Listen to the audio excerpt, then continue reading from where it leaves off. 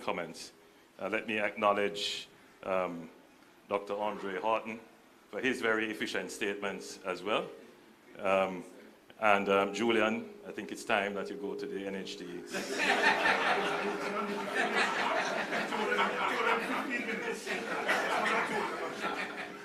While you're at it, you should just say thank you. Yes, it was your present. And of course, to our host, Garth and Kamisha. Thank you so much for the invitation. I have no apologies for the efforts that we made during COVID. We certainly believe it kept the nation safe. But I do, however, understand that it did cause you some pain. But today, you are stronger. Absolutely.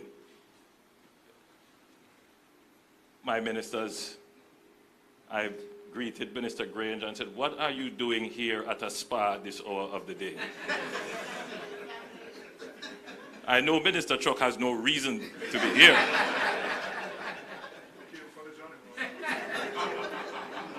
And I know that a regular visit to the spa is our good friend, Member of Parliament for the adjoining constituency, Philip Paulwell. Good to see all of you here and such a wonderful audience gathered. Today marks a remarkable milestone for Adam and Eve Day Spa. I don't need to recount the struggle. You've done a very good job of telling us the challenges that you have faced. I am very pleased that you were able to stick it out, to weather the storms and fight the struggle. Because we're all faced with challenges in life. Every one of us, we have our challenges.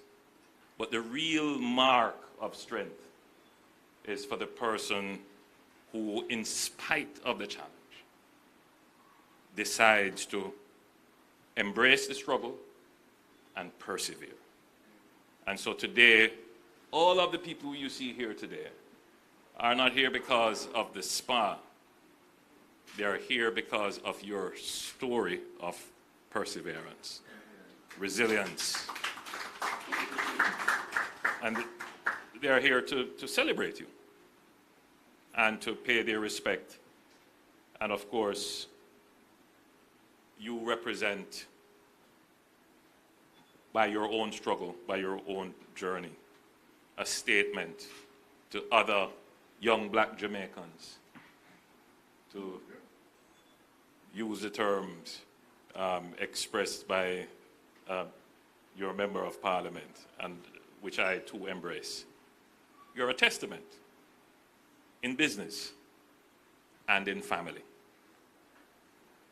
So I wanted to use this opportunity to point out to Jamaica that the micro, small, and medium-sized enterprises are a critical part of the Jamaican economy. And who leads that segment of our economy? It's people like Garth and Kamisha. We may not have the context and full figures of what that segment of our economy looks like, but there are about 425,000 small, medium, micro enterprises in Jamaica. 425,000.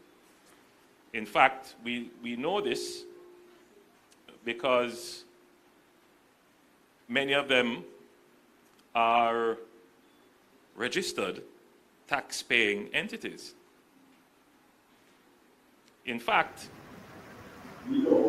we know that those 425,000 MSMEs, they generate annual revenues of between $15 million and $425 million yearly.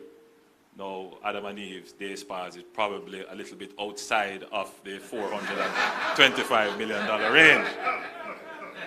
Don't set no premise. And they hire between 1 and 50 persons, which you fit squarely in based upon what you have said. You have about 40 employees. Excellent. And collectively,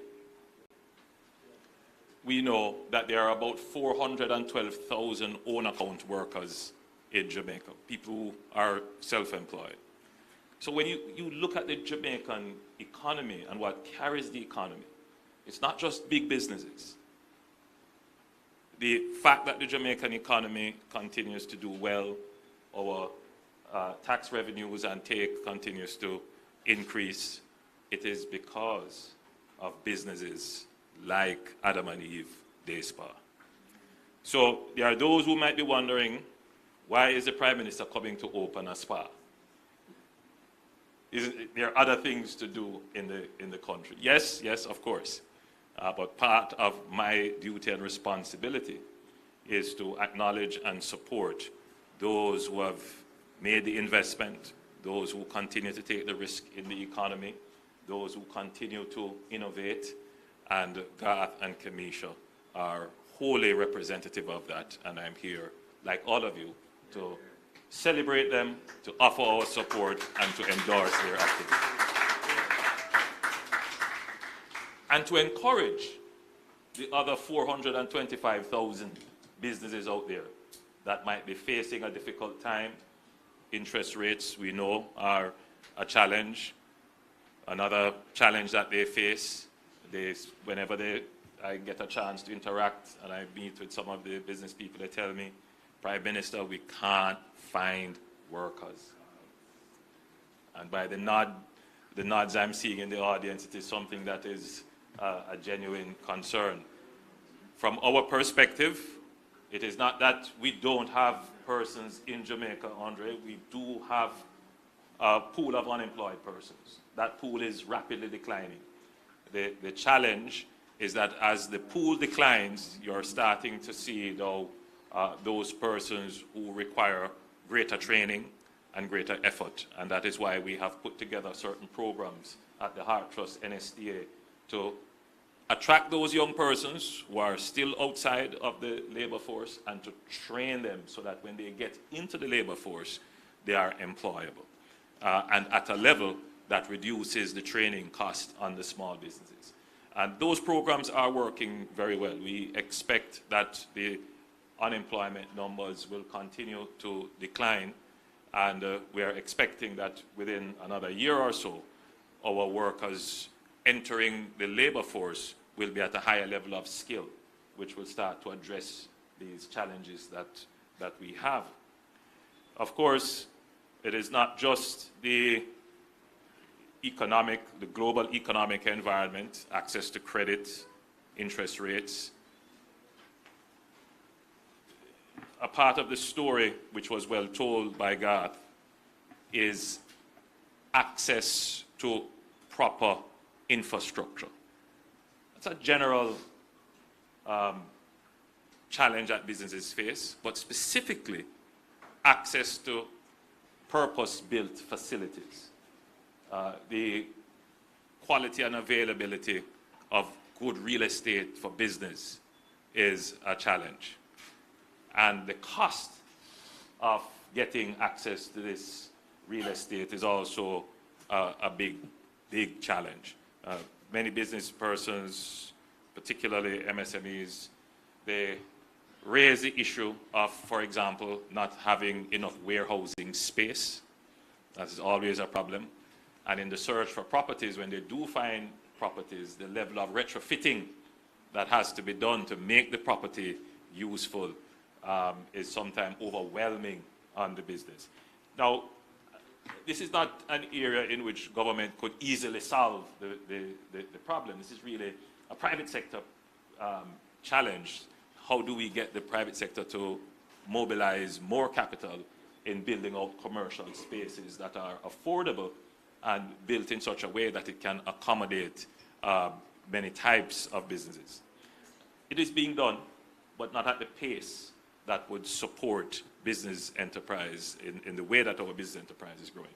Nevertheless, through the Factories Corporation of Jamaica, the government has given a directive to the FCJ that right across Jamaica, where they have property or where they don't, they should acquire, to start building out what we're calling the turnkey community micro business parks. And we're doing the first one in Morant Bay. You will recall that we have made a massive investment in the parish of St. Thomas in building out the Morant Bay Urban Center. The Morant Bay Urban Center is on 25 acres of land, formerly the old Goodyear factory. I toured there a few weeks ago. Fantastic what is being done there in terms of buildings and facilities and the infrastructure. Fantastic. But we recognize that whilst we will have larger businesses moving in and occupying the space, that we must support the MSMEs in and around the area to create this ecosystem of real estate and facilities. And so the first park will be built there on an additional 10 acres that we have acquired. So it is not only the urban center in terms of the buildings that have been laid out for banks and for universities and for big shopping centers and so forth, but we will build out a business park for micro and small businesses. And they have been given our directive, the FCJ, to look at all the urban centers in Jamaica, to acquire land in proximity, or if they have land in the urban centers, to start to develop these micro business parks that will ensure that small entrepreneurs can find real estate to house their activity. So I thought that this would be a very good platform on which to make that comment. But as I close, as I did promise to be super efficient, we should bear in mind that the Factories Corporation of Jamaica has undertaken a massive expansion of the Garmix facility in 2 phases. And we have spent, over the last 3 years, $3.5 billion to expand it. It is a wonderful facility, and many businesses are finding accommodation there. So as I close, I don't need to remind the country of our record low unemployment rate, the lowest national debt to GDP ratio in 30 years, this very stable exchange rate, no new taxes for over 9 consecutive years, a net international reserve of $5 billion for the first time ever. We don't need to remind the country of that. And we are meeting our inflation targets. Prime Minister, I keep looking over that. We'll continue. I don't need to remind the country of that. I make an observation, and you'll permit me, Garth, at this wonderful event and for the audience listening, that, in the present atmosphere, which some people describe as the silly season, which has started. Many silly things have been done. So the issue for many persons, including many persons who I thought would have analyzed the situation a little differently, the perspective is that, the government is doing so much. But nobody knows. The government has done so much, but the government is not telling its story.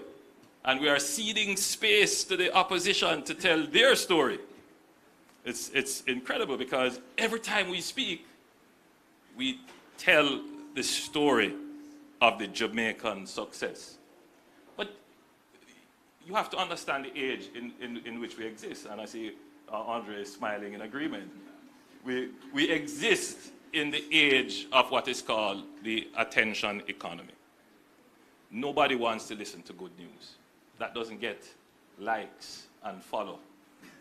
What gets liked and followed would be, things that are negative, things that are bizarre, things that are strange, things that are controversial, things that are silly, yes? It is an unfortunate pronouncement of this new emerging kind of perspective, which makes it very difficult for governments, not just for incumbents, not just for this administration, but if you look right across the world at all other governments, they face that. And it's just the emergence of a new form of media and a new form of information dissemination. And we appreciate and understand that. And the government has to come to grips with this in terms of how it finds ways to deliver the message of its performance. So it's a very curious thing that government is being criticized, but not for its lack of performance.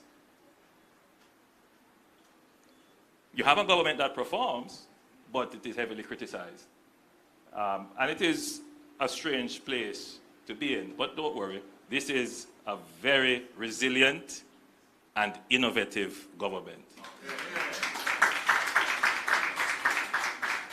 And we are not perturbed by narratives that are created. We have a story to tell, and we will tell our story in the best way possible for all Jamaicans to hear and understand. So with that said, I relieve you to go to the NHT project that this government has created for the benefit of the opposition.